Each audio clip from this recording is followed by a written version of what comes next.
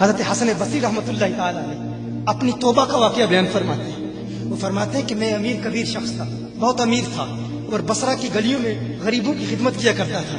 اچانک میں نے ایک حسین عورت کو دیکھ لیا اور میں اسے دیکھتا ہی رہ گیا. اس عورت نے مجھے کہا اما تشتہی، تجھے شرم نہیں آتی؟ میں نے کہا ممن، کس سے شرماؤں؟ اس نے کہا وہ جو آنکھوں کی خیانت کو دیکھتا ہے اور دلوں کے پوشیدہ رازوں کو جانتا ہے، تجھے شرم نہیں آتی؟ تجھے حیا نہیں آتی؟ کہا اس کا جملہ تو بہت بڑا تھا. حسن بصری اپنی توبہ کا واقعہ بیان فرما رہے ہیں. فرمایا اس کا جملہ تو بہت بڑا تھا لیکن وہ اتنی حسین تھی، ایسی خوبصورت تھی، میں پھر بھی مسلسل اسے دیکھتا رہا اور دیکھتا ہی رہ گیا. اور پھر آخر اس نے کہا کیوں بار بار مجھے دیکھتا ہے؟ میں نے اس عورت کو کہا کہ تیری آنکھیں اتنی خوبصورت ہیں کہ تیری جھیل جیسی آنکھوں میں ڈوبنے کا جی چاہتا ہے. اس عورت نے کہا اچھا تو ایسی بات کرتا ہے، تو یہاں انتظار کر. وہ عورت اپنے گھر میں چلی جاتی ہے. تھوڑی دیر کے بعد کہا میں انتظار کر رہا تھا. تھوڑی دیر کے بعد اس کی خادمہ آتی ہے، اس کے ہاتھ میں ایک تشت ہے اور اس تشت کے اندر اس پر ایک کپڑا ہے. کہا میں نے کپڑا اٹھایا تو اس میں اس کی 2 آنکھیں تھیں. اس نے اپنی 2 آنکھیں نکال کے اپنی خادمہ کو دے دی کہ اس کی وجہ سے اس کا دل دین سے دور ہوا ہے، مجھے یہ آنکھیں نہیں چاہیے. کہا اس پر ایک کاغذ تھا، کاغذ پر لکھا ہوا تھا مجھے ایسی آنکھوں کی ضرورت ہی نہیں جس سے ایک مرد فتنے میں مبتلا ہو جائے. میری بہنیں جو اس گفتگو کو سن رہی ہیں ان کی بارگاہ میں بھی عرض ہے، وہ بہنیں جو گھنٹوں آئینے کے سامنے کھڑی رہتی ہیں فقط اس نیت سے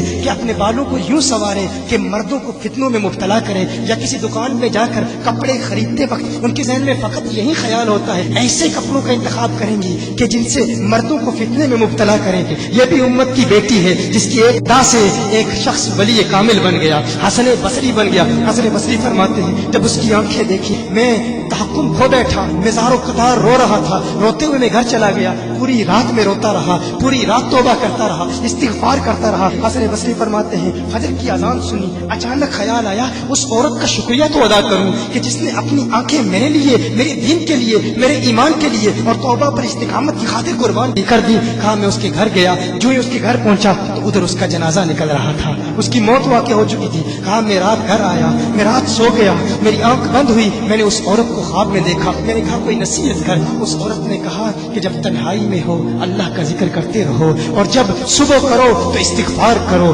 شام کے وقت استغفار پڑھو. کہا میں نے اس وقت توبہ کر لی، ایک عورت میری توبہ کا سبب بنی، ایک عورت کی وجہ سے مجھے توبہ پر استقامت ملی. یہی حسن بصری. پھر وہ واقعہ بھی آتا ہے، وہ دور بھی آتا ہے، ان کا ڈر کتنا ہے، ان کا تقویٰ کتنا ہے، پرہیزگاری کتنی ہے. یہی حسن بصری. ایک دن ایک شخص نے حسن بصری رضی اللہ تعالی عنہ سے کہا ہے حسن بصری کیا آپ جانتے ہیں کہ جہنم سے جو شخص سب سے آخر میں جہنم سے نکالا جائے گا اور پھر یا حنانو یا منانو پڑھتا ہوا جہنم سے باہر نکلے گا. حسن بصری فرماتے ہیں کاش میں وہ شخص ہوتا، کاش میں وہ شخص ہوتا.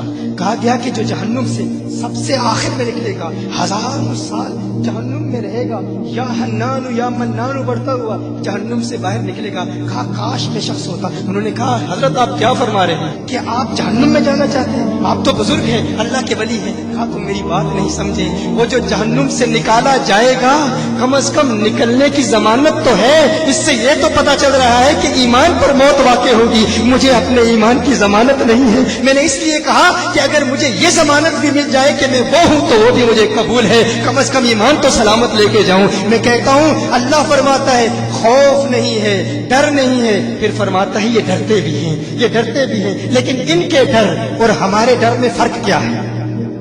ان کے ڈر اور ہمارے ڈر میں فرق کیا ہے؟ وہ ایک سے ڈرتے ہیں، کسی دوسرے سے نہیں ڈرتے.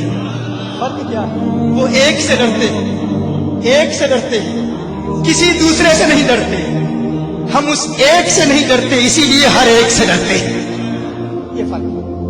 ہم اس ایک سے نہیں ڈرتے، اسی لیے ہر ایک سے ڈرتے ہیں.